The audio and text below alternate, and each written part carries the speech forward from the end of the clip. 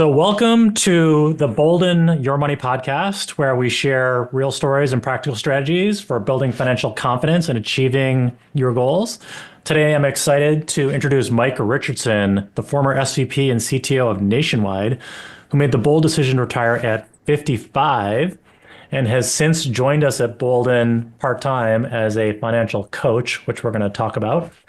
And in this episode, Mike's going to share kind of how he built his plan and built the confidence to take the step to retire, and how he's investing his time in retirement, and some of the strategies that he's pursuing and using to stay confident. And then for all of us listening, hopefully this is helpful as you kind of think about your own lives. And so with that, Mike, welcome to our show. Appreciate your time here. Well, great. Thank you for having me. I appreciate it. Yeah, no, it's great. So, to get started, we kind of like to let our guests introduce themselves. And could you kind of give us a quick few minutes synopsis of kind of how you got to where you are today, over the course of your life? Yeah, absolutely. So I'll start with just a little bit of personal background because that'll be relevant for the conversation that we have going forward here as well. So I am 56 years old. I will be 57 this year. I'm married to a wonderful lady named Jennifer. We have 5 children. All of them are adults. There's a couple of them that are still working their way through college. 3 of the kids are from my first marriage and 2 from Jen's. My first wife passed away in her early 40s from cancer back when the kids were pretty young. Wow. We live in Ohio and actually here in Columbus. I went to Michigan. Jen's Ohio, given the Ohio State thing that just happened. I call it the thing that happened. It's been quite energetic in the house for her. But anyways, I was born and raised in Ohio, which actually has shaped part of the way that I think about our finances as well. And what I mean by that is that I grew up in Toledo in the mid-70s. And if you know anything about that area, it's effectively a suburb of Detroit. And particularly at that time, the Toledo economy went as the Detroit economy went, which went as the auto industry went. And my stepfather owned an auto parts store at the time. So there were a lot of boom years and a lot of bust years that we saw. And part of my financial philosophy that I grew into over the years was rooted into be prepared for the busts when they happen, because for us, they were always inevitable. From a career perspective, I graduated from Miami of Ohio back in 1990 with a degree in economics and a minor in Spanish. And I had a job all lined up when the economy turned, and all of a sudden my offer was rescinded and I had no job. So I was telling my story of woe to one of my friends from economics. And she said to me, "I'm going to work for Anderson Consulting." I didn't even know who they were. I said, "Who are they?" She said to me, literally, she says, "They do computer stuff." Yeah. And I said, "I know nothing about computers, and you know even less. The only computer class we ever took was Lotus 1, 2, 3, literally." And she said, "Well, I have a job and you don't." And she was right. So I called down to the Cincinnati office of Anderson Consulting and asked if they were still interviewing. And the lady said, "We have one last position if you want to drive down, but we're not doing campus interviews anymore." So I rode down to Cincinnati. I met with the HR lady. I met with one of the partners. And literally halfway through the conversation, the guy waves his hand at me and says, "Well, you seem smart enough." And that's how my career in technology began. Right. I mean, talk about your random incidents, right?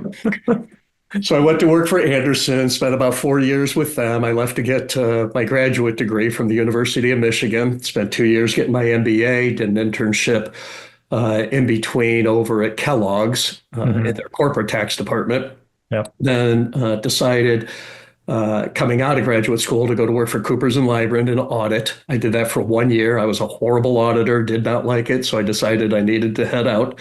So I went back to technology because I liked the dynamism of it.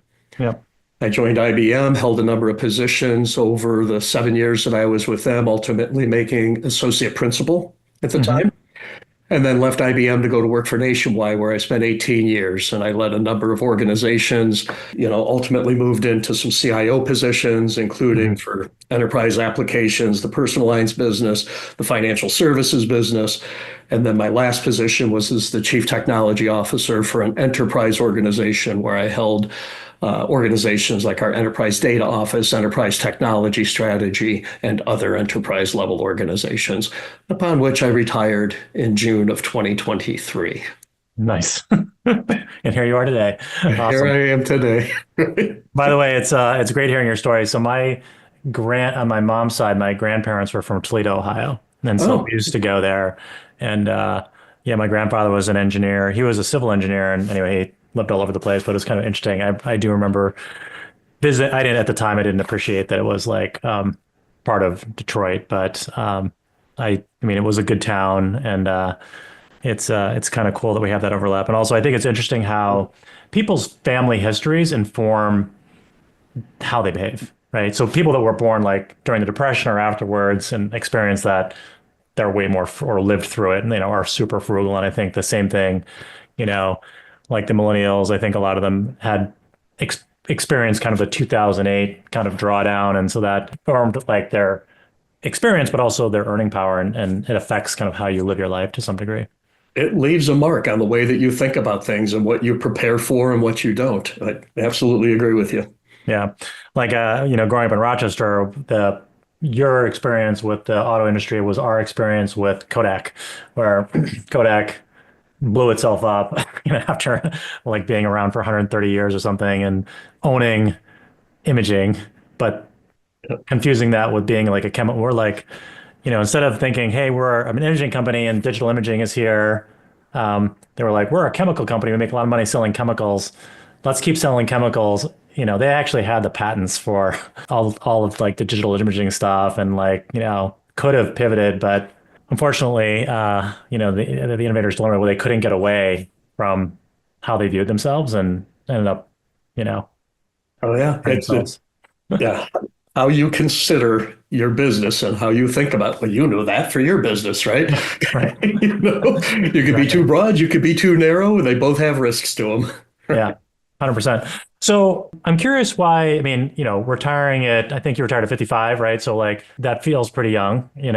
Why did you take that decision when you're kind of probably at the peak, even or in the peak of your earning years? Yeah, there were really two considerations, I guess. The first, and this happens for many people, I already spoke to, Amy's passing so Mhm. early. My dad passed away in 2022, so that gets you thinking, how much Yeah. time do I have left? And, we all go through that conversation with ourselves. And that just got me to thinking, hey, how much time do I have left?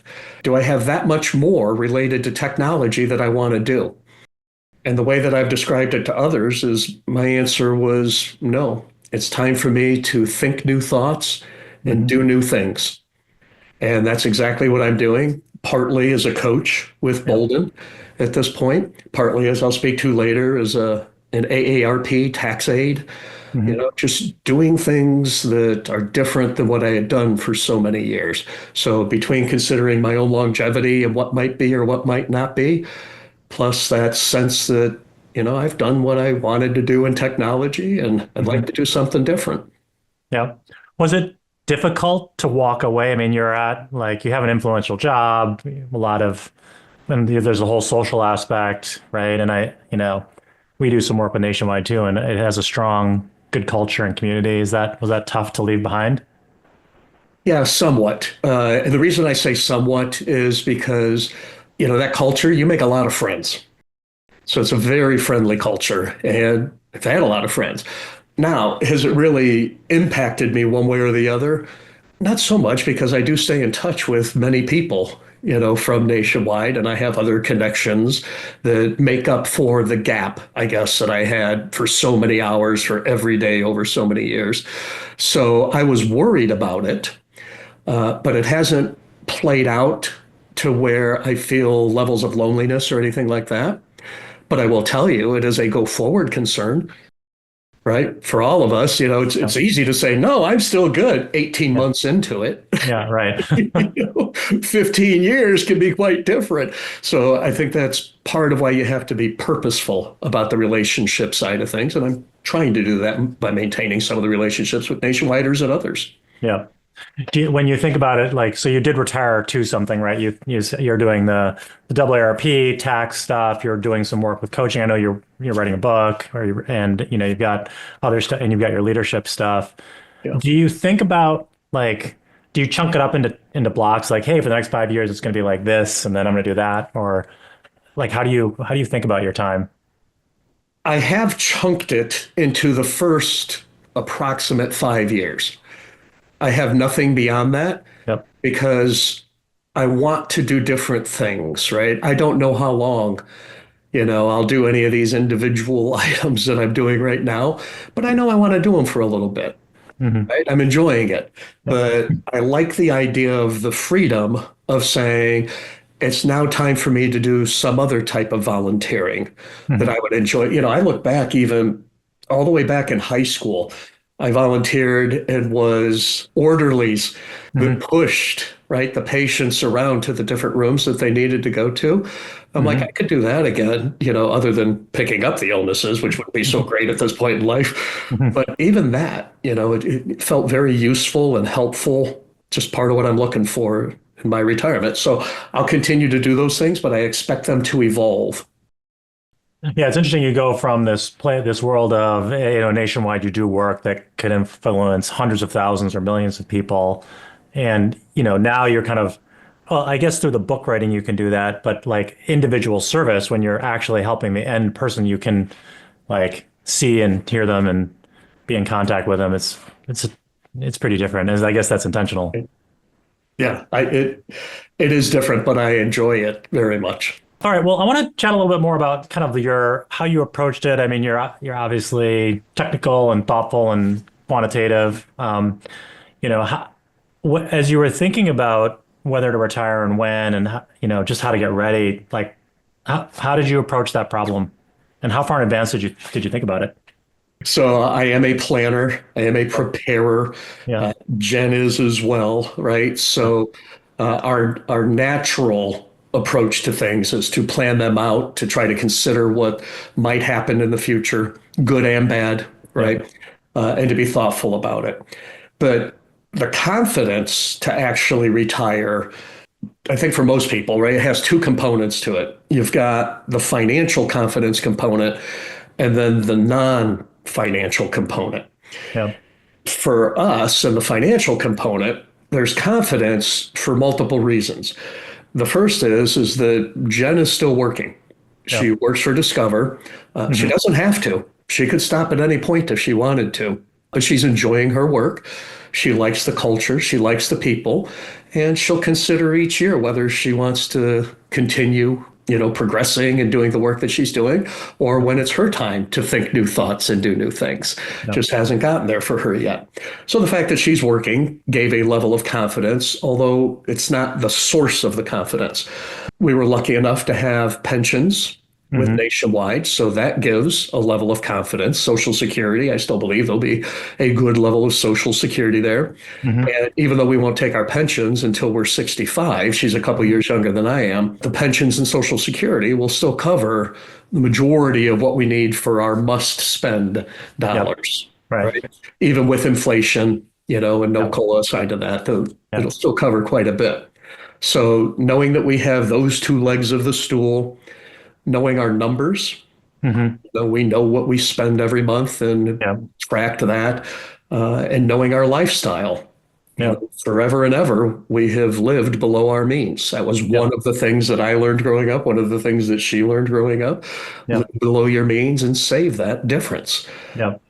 So knowing your numbers, whether you use Quicken or spreadsheets, Yeah. certainly get to the Boldin planner if you want the accurate Yeah. view of taxes and inflation that most people don't account for within their spreadsheets and so Right. forth.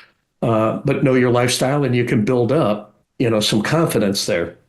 And I guess the last financial component was that we had all the buckets covered, meaning we had the kids' school covered, Felt Yep. like we've got good contributions to HSAs, the emergency fund is covered.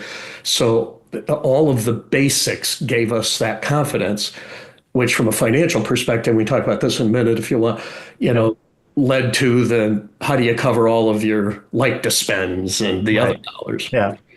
And The how do emotion, you, I'm sorry. yeah. So your kind of must spend is covered by guaranteed income.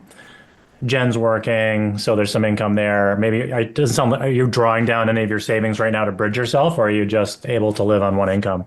A little bit of drawdown for Yeah. certain things, like when we take a vacation with the family or that type Yeah. of thing. But for Okay. the most part, we're able to live off of the one salary. We've been saving, and I'll talk about the house that we're building in just a bit. Yeah. But trying to save and spend for that more so Yeah. than for other things. But yeah, that's the financial component. If I could hit just one other Yeah. thing, to the non-financial piece of confidence, goes a little bit to where you started, Steve, which Yeah. is, hey, how you maintaining those relationships? And you're with a lot of people all day long, and then there's kind of nobody. How's Yeah. that work? And, it is a very emotional decision, as Yeah. people that have done it know. Yeah. And, it's not just about those dollars, but you think about, I was very busy for a lot of years. Yeah. What am I going to do? Right.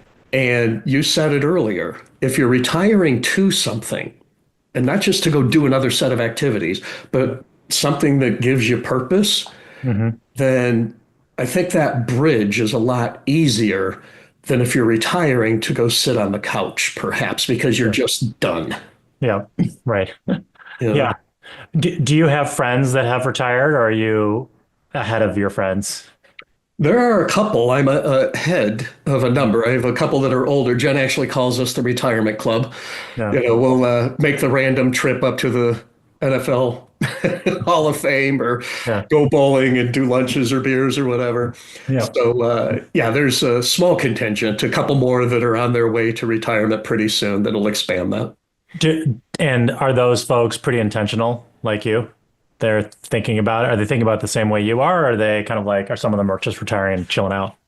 I would say it's actually about a 50-50 split. So, yeah, there are some that are very much, no, I'm just done and I have enough hobbies. Yeah. You can play pickleball all day long or whatever it is that Yeah. they're going to do. As we have our conversations, I'm always like, talk to me in 5 years and we'll see. Some of these are people that have had very high level positions Yeah. on the go 24/7, just Yeah. always something happening. I'll wait to see how they engage their minds as well as their hobbies. Yeah. Back to your household, how does Jen decide every year? Like, is it just like I'm satisfied with work, or is there some other? Does she have like a set of criteria she's thinking about? If she has a particular set, I'm not aware of it. Yeah. The conversation tends to be more along the lines of, I'm happy. I enjoy what I'm doing. Yeah. With the Capital One purchase of Discover, there's a lot to and she's in technology, so a lot of very Okay. interesting technology work that needs to occur. Yeah. She's a wonderful leader. Yeah. So she has, the relationships and the approaches with her team members and growing them while she works with great people who are growing her. Yeah. So yeah, again, I don't know that she has specific criteria Yeah. as much as just when she's ready to say, I want to do something different, she'll call it. And did it change the dynamic in your household having one person retired and one person working? What you trying to say, Steve? Am I hard to get along with? No, I'm just curious. I'm just curious Do I need to read into your question? No, I'm just curious. No, I don't. No, it's actually because of the other things that I'm doing. And we've even said, had I still been working, the new build of the house that we're doing Yeah. would have been infinitely harder for the number of times that I've had to run over there and meet with Yeah. the builder or do something real time that I couldn't have done had I still been working. Yeah. But no, I have enough that's keeping me going during the day that it keeps our stories fresh for one Yeah. another, right? sure. Where you still get to talk about your day because there's enough variety. Yeah. So we haven't hit that stage yet. Got it. Can we zip back to how your planning to do income and you're decumulating a bit right now from your assets, but like just for our listeners, like how you're investing at your age and for kind of where you're going. Can you give us a little color on how you think about that? Yeah, absolutely. So, uh, first, just a moment on how we approached it leading up to the retirement, right? Sure. So, first and foremost was save and don't touch it. Invest that money and don't touch it for retirement. Invest that money for the kids' school and don't touch it. Live Yep. below your means. Okay. Yep. With that, for all of the years of investing, we were aggressive. It's Hmm. all been in stock funds, in the 401ks and the IRAs, right? Not individual stocks to any great degree, not in Yep. bonds. Did target some tax diversification by, getting into some of the dollars in the 401ks and Roth contributions Yep. rather than traditional contributions, and really just stayed the course over the years. Yep. So a relatively, I would say, aggressive but vanilla approach to Hmm. trying to accumulate wealth. Coming into age 55, everything was still invested heavily in stock funds across the various accounts. And it wasn't until just last year that I pulled out a chunk of money into a cash bucket. So basically, a money market within Hmm. the 401k, Yep. saying when I look forward, if we need dollars between the ages of 62 until we get to 65 and start to Hmm. take our pensions and whenever, we'll decide Social Security later. If we need dollars, I want those dollars to be safe. Got it. So, and looking again, we're lucky enough that we've had two incomes and good Yep. stock market returns. So, was able to pull out a chunk of dollars and just keeping that, not even investing that in bonds because I don't want to see the ups and downs of Yep. the bond values as that Yep. occurs. So, keeping a portion in cash is bucket one, and all the rest is in stock funds. How much time did you essentially hedge out by moving it to dollars?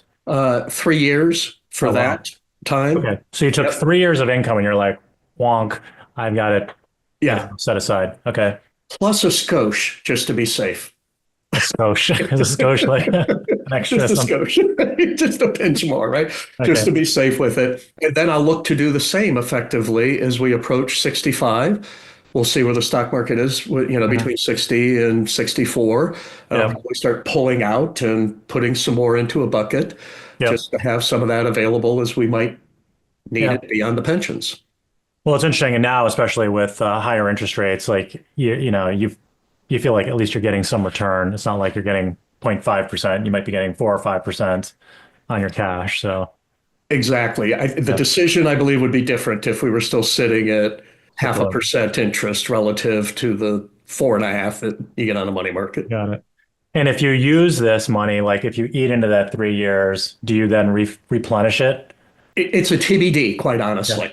So Okay. right now, what I figure is it allows us to sleep at night, Yep. knowing that if we had a need for 3 years, Sure. 62 to 65, because we have enough to Yep. keep us going up to then, we have enough to keep us Yeah. going longer, but get that money safe and Yeah. we don't worry about it. It's not a true bucket strategy of trying to have the three buckets and then Yeah. replenish number Yeah. one. What I'll do is we'll talk about it as we get into our 60s Yeah. and say, do we want to pull more? How do we feel about it? What are we seeing within the market? But we'll Yeah. do something. But Yeah. I'm not just solely targeting 3 years. If Right. we felt like five was the right answer at that point, we Yeah. could pull five. Yeah. Interesting. Do you expect to continue to grow your net worth over the rest of your life? Yes. Yeah. Yeah.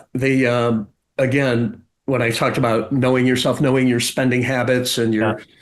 even your personality styles, Yeah. what you do. I'll talk about this a little bit if we talk about the house a bit more too. Yeah. We just don't spend to the level at which we Right. saved and what that growth will be. And when you've got pension, Social Yeah. Security, you don't have to use all those dollars. You can if you want to, but it's just Yeah. not how we tend to live. I mean, this is true of a lot of people in our community. People that retire and have money keep building wealth. I just talked to Fritz Gilbert on the podcast, and He's 6 years into retirement. Same thing. I think he retired in his mid 50s. Now he's in his early 60s.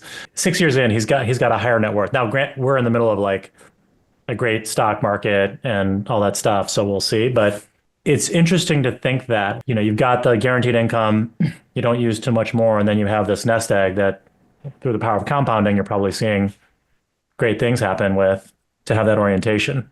But this is why. So here's a good plug for the planner here for you. This is why I like that max spending feature, because I do go out and I look at the max spending and say, yeah, we could spend that much more if we wanted to. And then Jen and I will say, what are we going to spend it on? Yeah, right. Right. Yeah. And if anything, it's on the experiences. Yeah. Right. We'll give some more money to the kids while we're still alive and watch them be able to enjoy it. We'll pay for the family vacations. Yeah. But it's not in us to just go buy a boat. Right. Sure. We're not boaters. Yeah. We don't do that kind of thing. So there's the growth, and we enjoy what we do and we enjoy our time, but it doesn't cost us that much more to enjoy what we happen to enjoy. No, that's awesome. It's good to hear. So you're in the generation, like we're in the same generation where the 401k was just getting created. And actually many people don't have pensions. Like I don't have a pension. My dad had a pension, or has a pension. Did you, because you were doing the tax stuff, you kind of got educated financially early, or you just knew to do this? I always had the interest in it. Since college, right? Since my days as an econ major. From that grew an interest in personal finance as well. And I don't know exactly when I started reading Kiplinger and Money Magazine. Remember Money Magazine when that was still around? Kiplinger. So I still have the subscription. I read it every month, right? Nice. The retirement report, the investing for income report. But I built that awareness early. And a little bit of fear goes a long way. And as I said, there were many years growing up where there was fear, right? You don't have enough money in certain years and you know it. So you'll work hard to avoid that feeling. Yep. And that's what I did. So I learned. And to answer your question around, the time, it was in my late 20s that I started just putting a little bit of money away, a little bit more money away, a little bit. And, like most people, you see that savings balance grow and that feels good. So you keep doing it. Yep. And how about investing? There's saving and then there's investing. Yep. Started with saving. Yep. Through all of the reading, making sure, the typical things again. There's a relatively vanilla approach, which was make sure you get your emergency savings in place, and the two types of emergency savings. Right? The emergency savings of, I got to pay for, my car that just broke down, or the kind of emergency savings, which is, hey, I just lost my job and I need 6 months worth of savings to cover that. So focused on that first. I had some debt coming out of Michigan. I had enough money that I had saved to be able to pay for 1 year, but pay down the debt, in addition to that. Then I started investing and putting money into an IRA and into the 401k little bits, and then just grew it over time. Okay, good. Yeah, I think this is the opportunity. I think more recent generations are getting educated on this way earlier and hopefully doing the right things out of the box,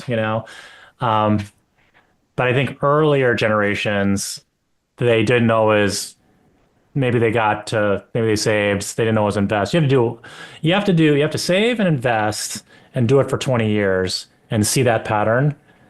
And then you're kind of like in a great place. And then it accelerates, as you start taking advantage of compounding. Well, and a lot of it is expectations.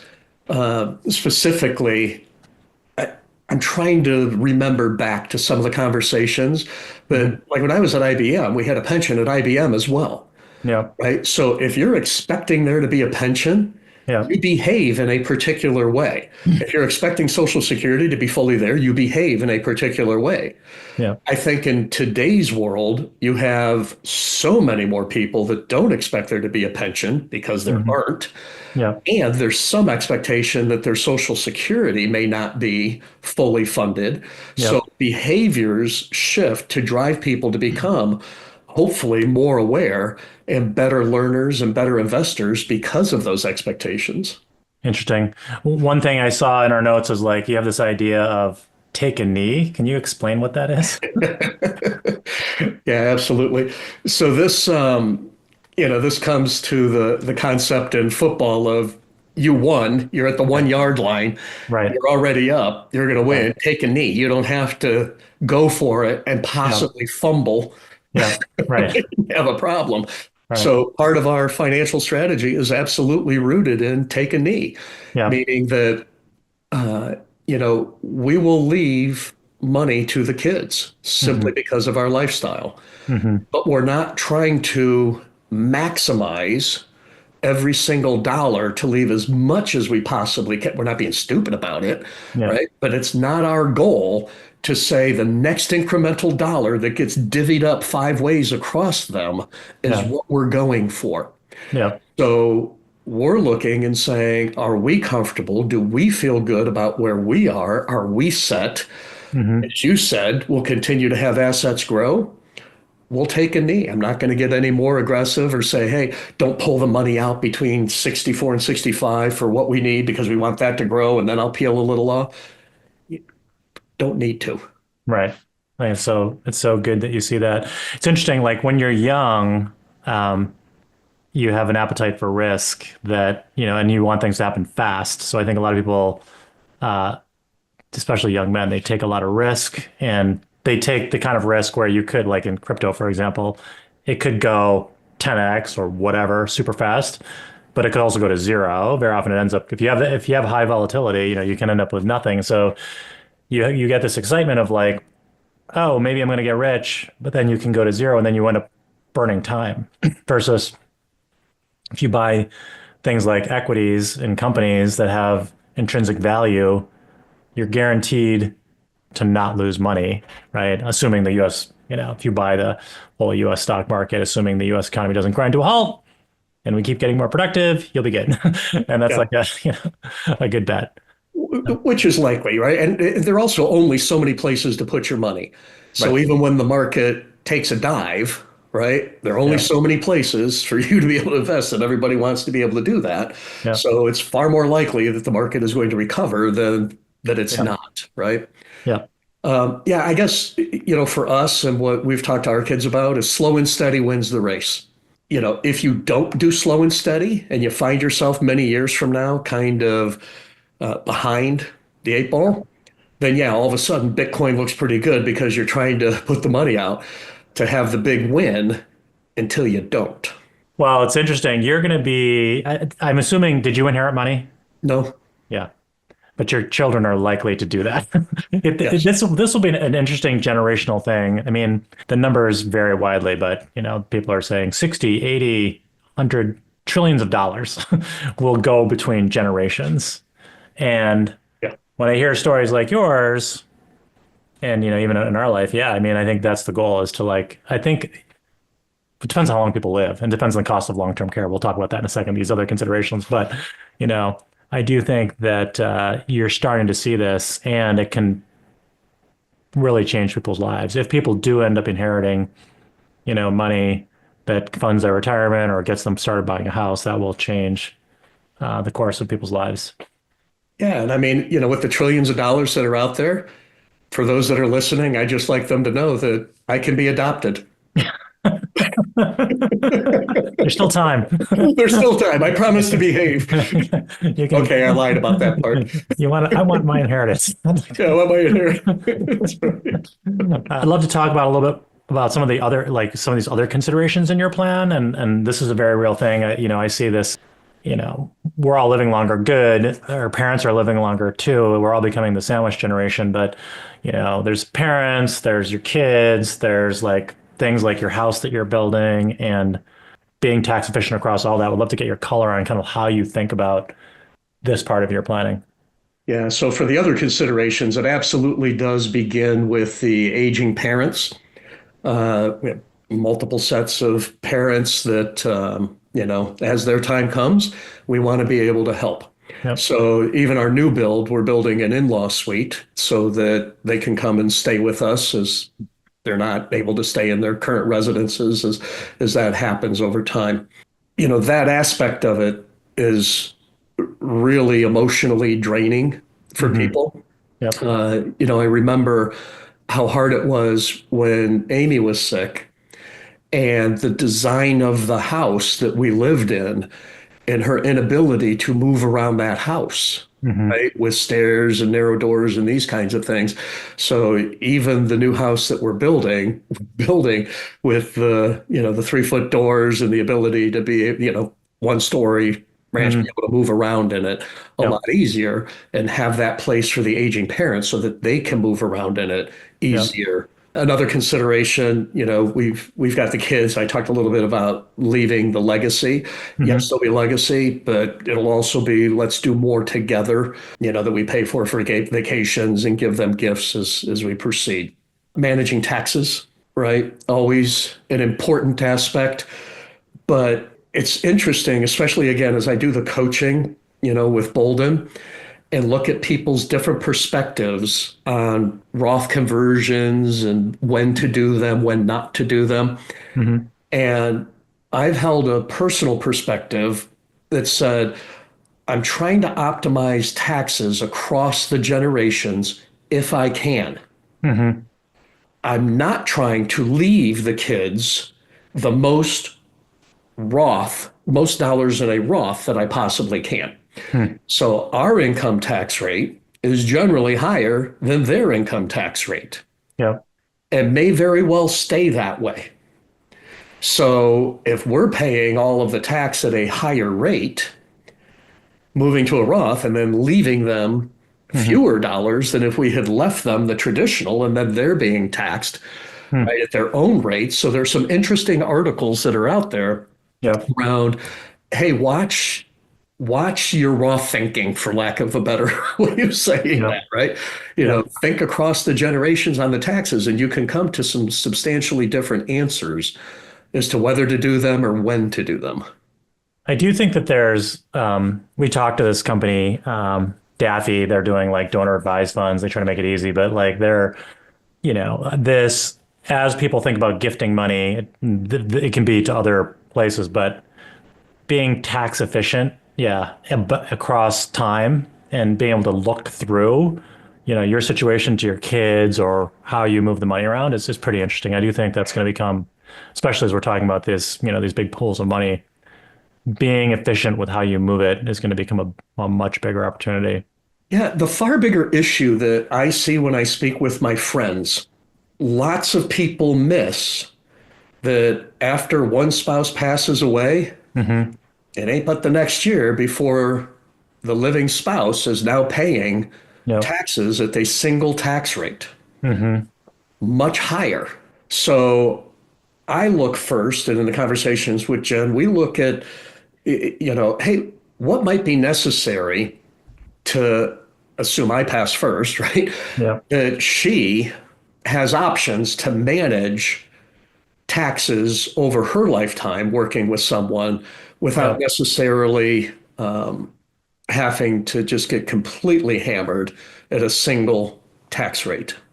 It's so interesting. Yeah, I know that Joe Kuhn, who's one of our folks, he's on YouTube and he covers our product, and he does things like they'll have a couple and maybe the one person has a pension and they'll like, okay, that has no joint and survivor benefit or no survivor benefit. And we're like, you think you're good, but what if your partner who has the pension passes away? What happens? And people don't always realize this, but they'll do that scenario and they're like, wait a second, everything's just changed. The tax thing that you just suggested is really interesting. So yeah, I really believe that this idea of intergenerational planning is becoming a thing, especially for people that have money. And it's like, giving people some, it's interesting tension, right? Like, give people some visibility, or the people in your family some visibility, like, okay, maybe I'm willing to do this. Like maybe I'm willing to help pay for your kids' education, or maybe I'm willing to help you with a down payment, and how much to share about what's happening, what you're willing to do. And it all depends on the family, right? And their Yeah. dynamics, Yeah. and you want to have good incentives too for Yeah, people. a lot of dynamics that can happen in those conversations, right? 100%. I talked to one of our members today. He's a former lieutenant general, and he was like, we gift money to our kids, but what we do, they're just doing their own personal matching. They're like, if you show me that you saved $10,000 this year in your Roth, I will match that to some degree in your Roth, which is kind of, they're like behaving like a company, you know? Yeah, it's a heck of an incentive, though, Yeah. right? Heck of an incentive. I thought that was a pretty clever idea. In terms of how you spend your time, right? This is other. So we've talked about your money and stuff, and I know we've given us some signals, but like, yeah, any color on how you are investing your time and how you think about segmenting that as well? Do you bucket that time up? Because I've talked to friends that are like, okay, I think I have this window of like being super mobile, this window of maybe being a little bit less active, and I'm not quite sure, so I'm going to hedge. I'm actually going to front load my spending, and my activities to try and take advantage of my human capital. Yeah, so I'll hit on that too. Pretty important item there. So, but yeah, I'll begin with, we're building a new house and just how much time actually goes into that. Anybody who's ever built one actually knows that this is our first, so we've learned that as we've gone along. But one of the things that I would say about it, Jen and I sat down and actually said, right, how do we like to spend our time? Yep. Right? What do we do? Mm-hmm. So, because we were like, hey, should we move south? We love lakes. We love the ocean. Should we go somewhere different? Would it be great to live in a condo in a city and all of these kinds, because we like to do different things. But at the end of the day, we said for the majority of our time, we're actually pretty quiet. Yep. We like to sit. We like to read.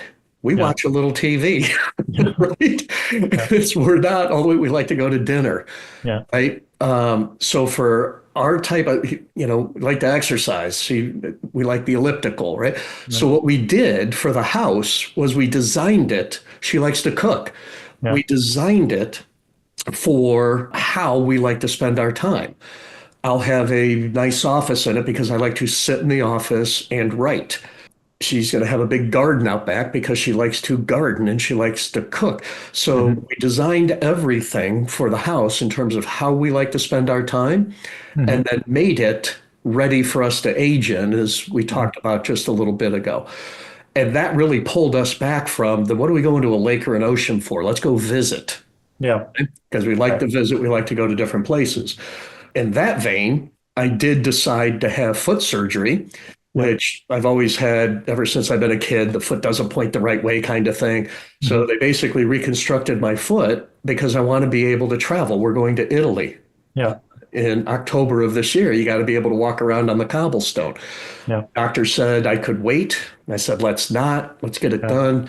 Don't want to end up falling before my time kind of thing or anything else. Yeah. But if you have medical things that need to be addressed, highly recommend thinking about them and getting them taken care of while you're on someone's insurance and Fair. at the beginning of your retirement so that you can enjoy the rest. So those are two big things. We have other travel. I reconnected with a friend from Mexico that I hadn't seen since high school.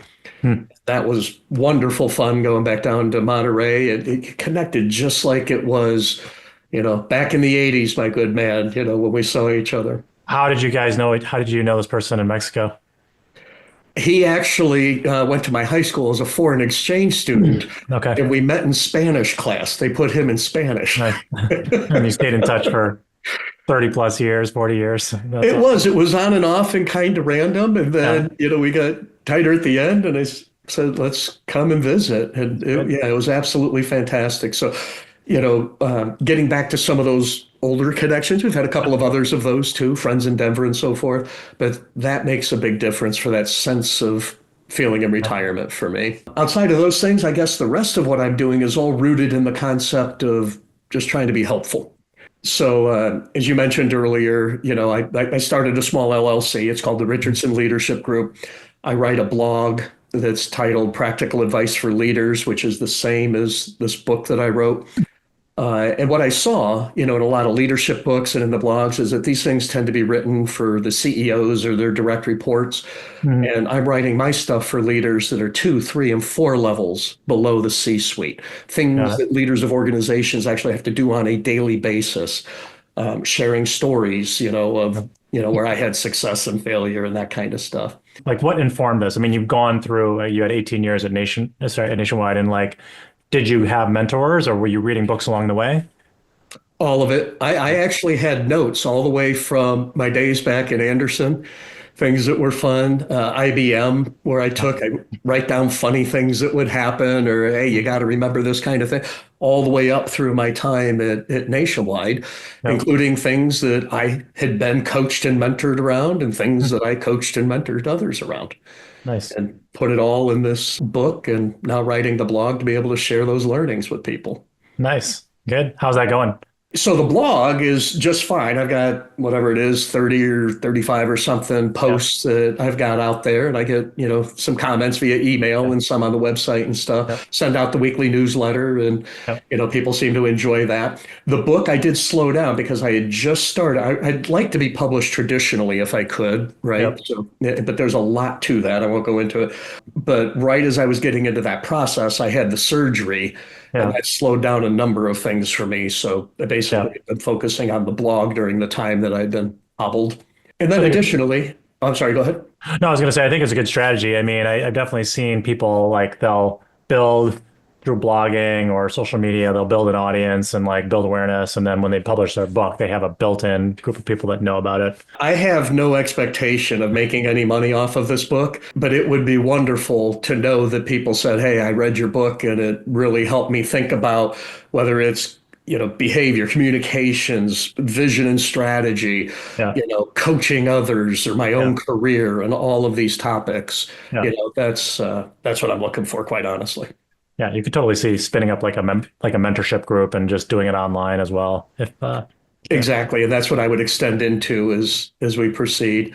Then the last two items, just real quick, is I do act as an AARP tax aide, Yeah. which is a wonderful program for helping people do their taxes that aren't tax literate or don't have the money to go somewhere to have someone else do their taxes. And then, of Yeah. course, I am a coach with Boldin, and Yeah. I love doing that. I spend 15 to 20 hours a week between the coaching and prep and other things there. And wonderful, wonderful people in your organization, Steve. I completely believe in the mission, the approach, and learn so much from all of the customers as I speak with them every day.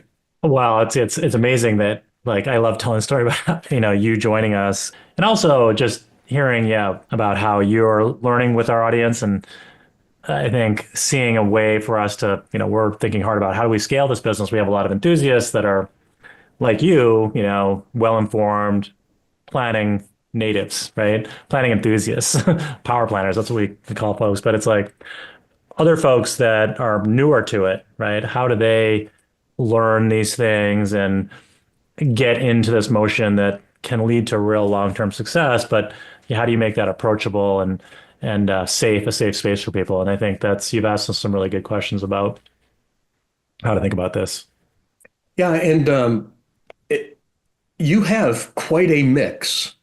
So, yes, there are power planners out there, but there are a lot of people that are just trying to figure out, Hmm. am I okay or not? And the thing that no matter how much money I see in the accounts, Yeah. right? Everybody has the same basic questions and the same basic need. I'm Yeah. trying to feel good Yeah. about this. Hmm. I'm trying to know that I'm okay. And Yep. those two aren't even the same all the time.